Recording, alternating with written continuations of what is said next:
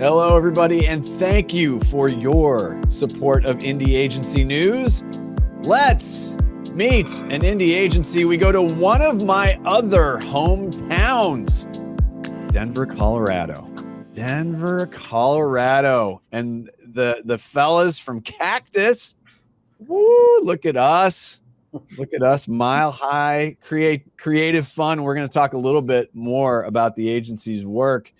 But who wants to pick this one up? I would love to get a little bit of background on the agency, when it was founded, a little bit of the backstory of the agency. Well, I think it should be our founder. I think it should be the founder. You know what? Maybe the newest guy should see if he could get the founder's story. That's an interesting take on that. Yeah, we can also play that game. That would be a good way to go as well. You want to give it a shot, Graham? Go Sure. for it. Okay. Yeah. Well, I was just fucking with you. I love it because I think it's remarkable. Just because I think about myself and what I was doing in 1990. I wasn't even in advertising yet, but just my first job, just barely knowing where the men's room is, and of course, at 26, Joe had the wherewithal to quit the job that he was in, where he felt like he was doing work that, wasn't fulfilling and meaningful, and wanted to create a place where creative people could come together and do work exclusively for clients that make the world a better place, to live, work, and play and help people thrive in their lives. So I love the idea of just a young person in this business and a couple of partners just striking out and hanging a shingle and seeing if it's going to work. And here we are 34 years later. And that Thrive brand filter that I mentioned is still our primary filter for who we're going to work with, right? As a client organization. So it's a remarkable origin story, and just the durability of that as a filter for how we work to this very day. Well, Joe, I graduated from the University of Denver in 1991, and I interned. Remember DDB Needham? Oh yeah, I do. Yeah. Yeah. So I interned there for a very short stretch. Didn't know Cactus was there. Maybe I would have stuck around in Colorado. Anything more to add on? In the infancy there. Yeah. So you probably did not know who we were. Yeah. Sure. It took a while for us to make some noise. Yeah. So what else about the backstory do you think is important to share? Yeah, I think Graham did a nice job. Well done, Jeff. For me, it was a personal thing where I was thinking of changing careers and going into real estate or sales or something, because I found a lot of the work I was doing so unfulfilling. And I had an epiphany, right? I had that moment of clarity where it dawned on me that if I could apply my talents, and those are my partners at the time, and we could work on brands and causes and issues that we believed in and brought a powerful voice to brands that matter, we thought that might be a pretty cool way to make a living. And so, we really were focused on working with nonprofits and foundations. And, over the years, we've been able to work with, more than 100 different organizations doing that kind of work. And it really grounded us in being a purpose-driven agency before that was a thing, before that was, something that everybody kind of referred to themselves as. We were doing that. And I think it's a core value that we've stayed true to, even though we've grown the agency into what we think is a really,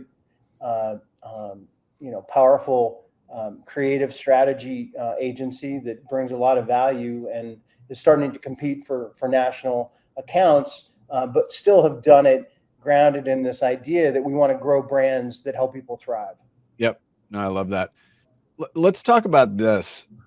What would you say the agency is best known for? And then following that up, what would you say are the agency's top 3 core strengths? Because the fact is that every agency has a very long list of things that they're good at, but a few of them bubble up to the top. What would you say the agency is best known for in the top 3 core strengths? That's a jump ball. Anyone can take that one. It's got to be man therapy, right, guys? Yeah. Yeah. I think as far as like a case study, evidence of kind of what we do, I think man therapy is kind of the uber example, because it was the most compelling and difficult challenge we've been given.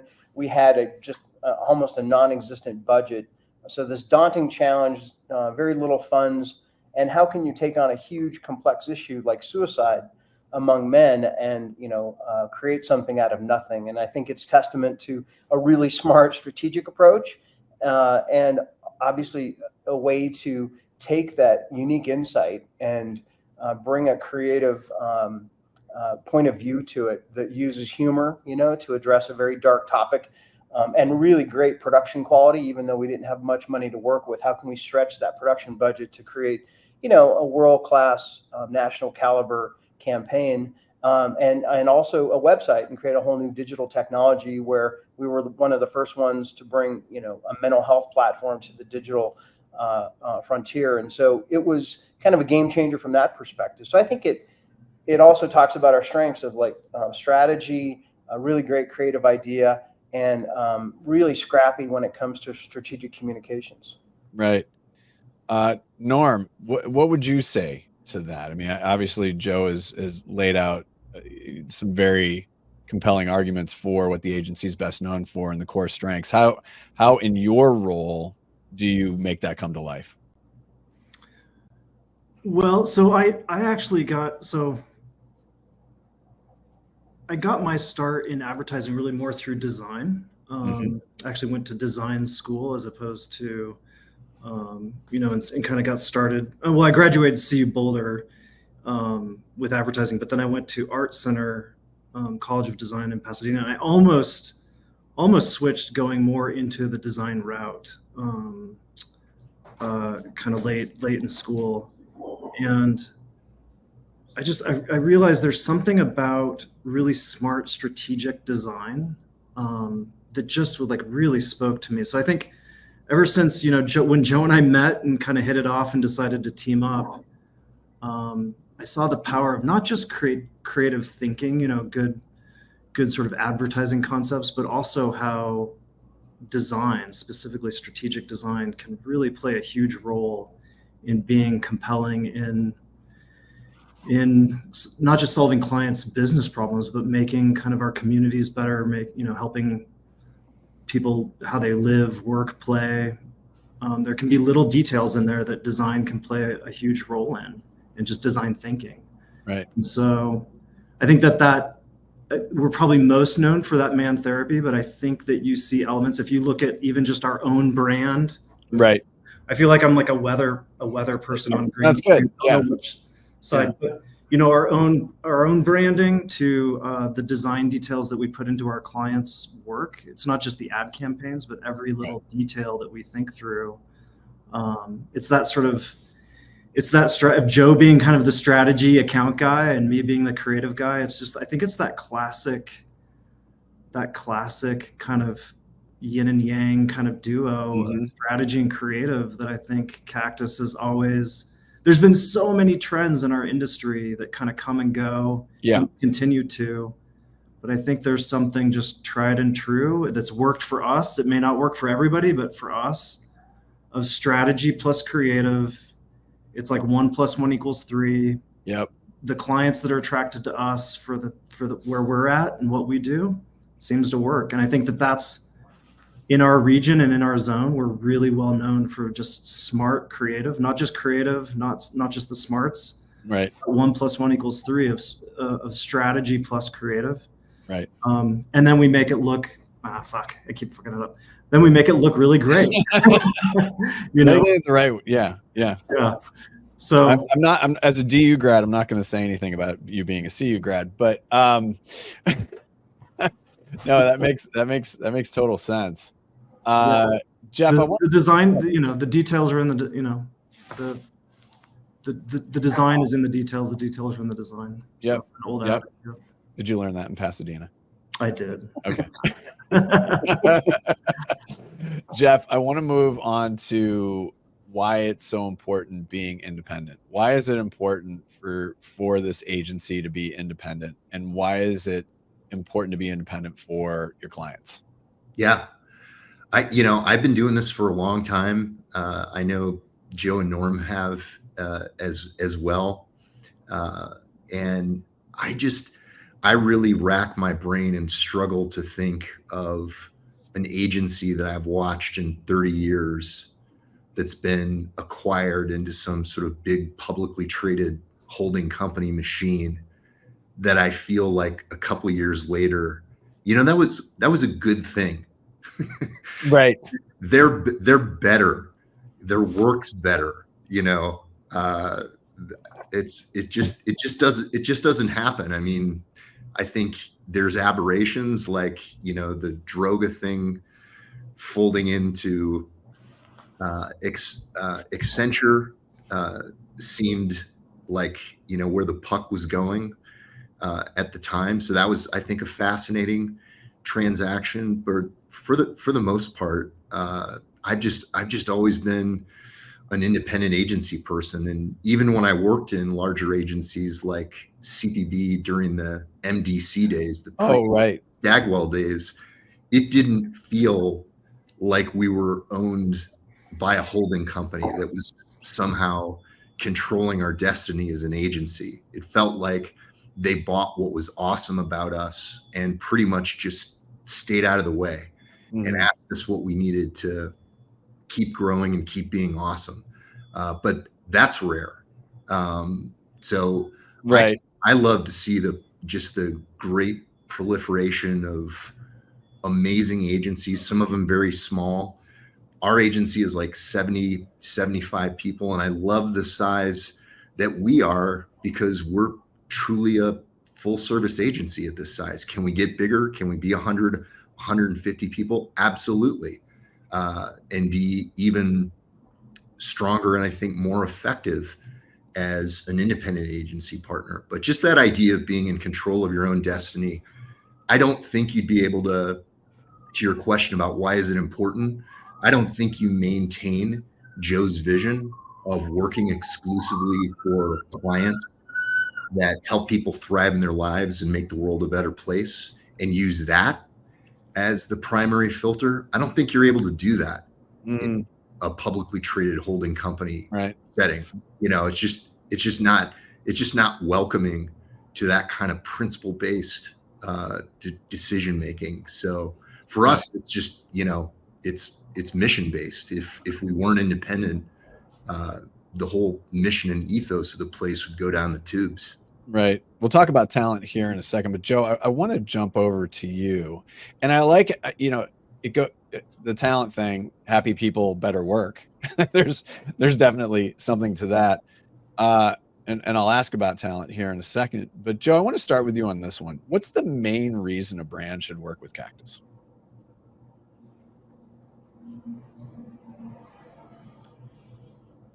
I think when we go all in with a client, we are just tireless in our pursuit of bringing their story to life.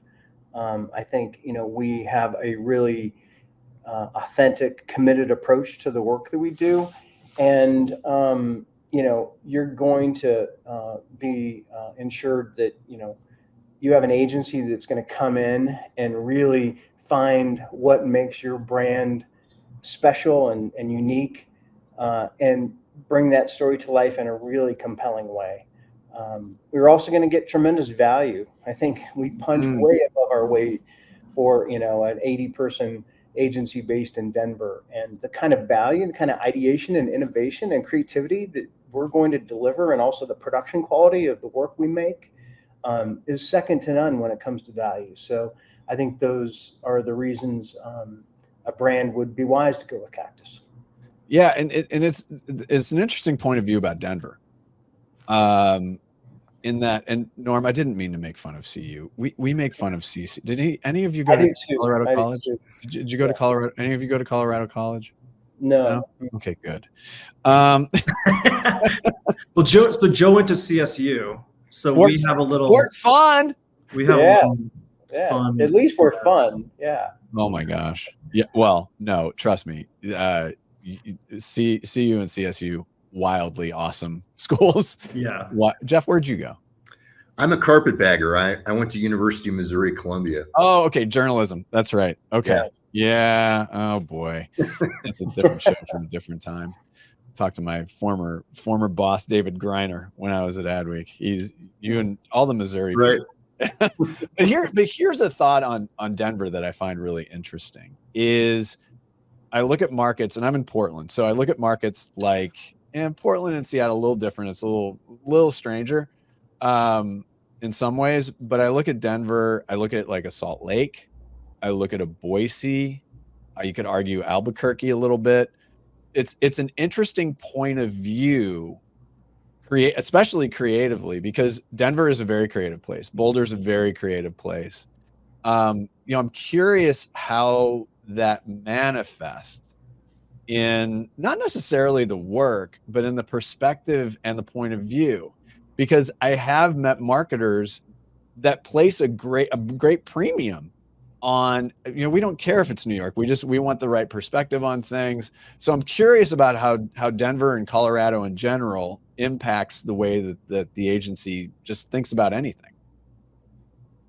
There's a jump ball. Yeah. For Well, I think all three of you have opinions. We all have opinions. I'm going to start with Joe. Joe, why don't you kick this one off?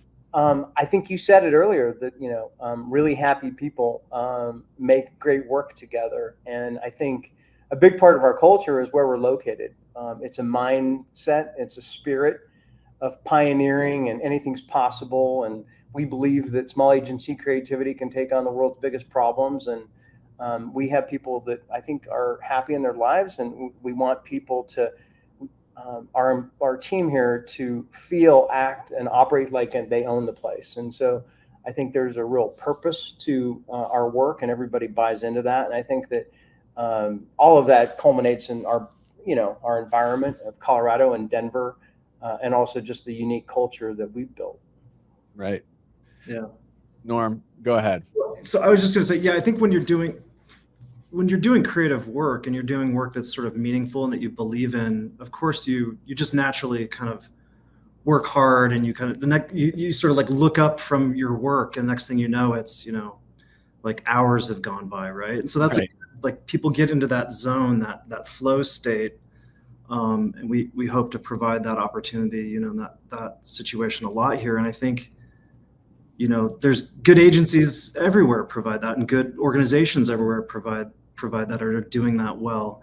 But there's something about when you can wrap that as well into an environment where, we're crafting pop culture, and we're twisting and manipulating and playing with culture and with lived experience to solve problems. You want to live a life and be a part of that culture, right? And sort of refill that battery pack on the weekends and nights with your friends and with your family. And so being able to go on a hike or mountain biking, or go like ice climb if you've never done that before, right. Some friends, like getting some dirt under your fingernails, literally and metaphorically, I think is really important. And certainly you can do that. Like different cities have different, and geographies have culture, but right. There's just something special about the Front Range of the Rockies, the whole sort of Front Range that we have here. Mm-hmm. It's kind of magical. It's the mix of the weather, the lifestyle, the attitudes, it really is a pretty wonderful place to be. And so it has been over the last 10 years, we've attracted some incredible talent, that just has made people want to go to Colorado. Very, very special. Yeah. And clients are kind of following suit too. The phone is ringing with some opportunities that in the last 5 years for Cactus that, if they want to treat it as a little bit of a boondoggle, let the CM. Why not? So Jeff, on that, so let's move. So we're in the same sort of milieu, French minor at DU. Why should talent be putting the agency on the list? Using this conversation as a little bit of a base. Yeah, we're proud that we've been listed as an Outside Magazine best place to work for the past 2 years running. Right. And that a lot of that is based on what we talked about. Just, talent wants to be in a place like this where, you can do the best work of your career for brands that your mom has heard of, but then go ripping off on a mountain bike or, on a hike or go camping with your kids and really, rest and recharge your batteries so you can come back on Monday and hit it hard and keep doing what we do. There's, I think that sense of place is a huge part of it. And we've got the typical kind of perks and benefits, I think, that a lot of agencies have. We have unlimited PTO, great flexibility we've got a hybrid office schedule. So we're in the office 3 days a week, but with a lot of flexibility. And that's, I think, been attractive to talent, finding those moments where it's really valuable to come together, but then also respecting those times when people want to do deep focus work for a few hours and just throw their cans on and crank through their to-do list. And that might be best done at home. So, and then we've got, some really cool Breckenridge. We've got some really cool clients like A Basin, and everybody gets a ski pass, and we work with the Nuggets and the Avalanche. So we're able to score the NBA world champion. Yeah. Soon to be back-to-back NBA world champion. Well, we'll see after we broadcast this. That's true. That is true. You got a fantastic client list. I mean, really, what a blast to be able to work on that. Whether they are, this is a little bit of a thought experiment. Norm, we're going to start with you on this one. Whether they are a current client or not, who is a marketer or CMO you want to say hello to? So I grew up snowboarding when it was just early when Jake Burton created the Burton Woody. And it had the tow rope that went to the front of the board, and you would put your moon boots in like water ski bindings. I don't know if there's any other riders out there that remember the old Burton boards when Jake Burton just first. And the only place you could get a snowboard was either direct ordering it from Burton, if you could figure that. And this is pre-internet. That's how gray I'm turning here. But don't talk to me about that, dude. Yeah, it was like 800 numbers, and catalog, like the back of the catalog type stuff. But I had to rent a snowboard from it was like a sailing store up in Granby on Good Granby. God, Lemon. Yeah. But anyway, so Burton snowboards, sorry, long-winded way of saying Burton snowboards would be a dream. I did also actually had the dream back when I was when I was at Art Center. I remember seeing ads for like Jackson Hole or Vail, like the ski areas. And there's something about working on ski areas they're actually kind of tough. I think from the outside, a lot of people look at the awards books or see the sort of like the good PR. Ski areas can actually be really, really tough to work on and tough assignments. And when we got Jackson Hole, when was that, Joe? Probably in like 2008, 2008 or 9, yeah. Mm-hmm. Yeah. And we had that account. I think we held it. It was actually through their tourism board. So it was like 5 years we had that. Yeah, I think we had it for 2 rounds, 2 contracts. We did such fun work on that. And I was like pinching. I remember I would go home and I would talk to my family. I would tell them like, oh my God, we just did the coolest ad today for Jackson Hole. And I would show them like stuff, and they roll their eyes, just of course. Family would, but well, they should. Yeah. So, but I think there's something. Yeah, Burton snowboards would be the next dream. Yeah, gotcha. So, Yeah. Joe, your turn. I guess I would love to work with a brand that has just massive influence and convince them to take on an issue to really have a huge impact. So I'll go with the NFL, doing a really thoughtful mental health campaign. That can really, I think, break through the stigma and in a magnificent way. If you just think of combining the power of a brand like that. So I think, those brands can come from lots of different places. They can come from off the shelf of a retail store. It doesn't have to be an entertainment brand, but I just think that Right. Somebody who really wants to lean into that could have a huge impact. Tim Ellis, calling Tim Ellis at the NFL. Yeah. Yeah, there you go. Jeff. Yeah. You're the final word on this question. Tim was actually my former client at Volkswagen. He's a good egg. Back in the day, he was a great guy. But I'm a car guy, so I'd say Lisa Matarazzo, the new CMO at Ford. I'm a Blue Oval guy. I own way too many Fords, old and new. You can never own too many Fords. My pride and joy is a '68 Ford Mustang Fastback that looks like the car that Steve McQueen drove in Bullitt. So anything for Ford would be amazing. I knew you were going to say cars. And then, my friend Andy Pearson at Liquid Death. I love everybody what those guys do. And my friend Terrence Riley, who was at Stanley. He was at Crocs, then he was at Stanley. Now he's back at Crocs. But I mentioned both of those guys because they managed to take kind of a ho-hum product, water can, or in the case of Terrence, adult sippy cups or hideous gardening shoes, and make them cool, and do that entirely through marketing and advertising and partnerships. I mean, it just shows the awesome power of you see how good Jeff is. He just snuck in like 4 or 5 clients to your one. You ask for one, you get 3. And I thought I was the promo king. Guess not. President and CMO, he's doing right. Well, no, I asked. I mean, I'm the one that opened my big mouth on that, my big University of Denver mouth on that one. So, yeah.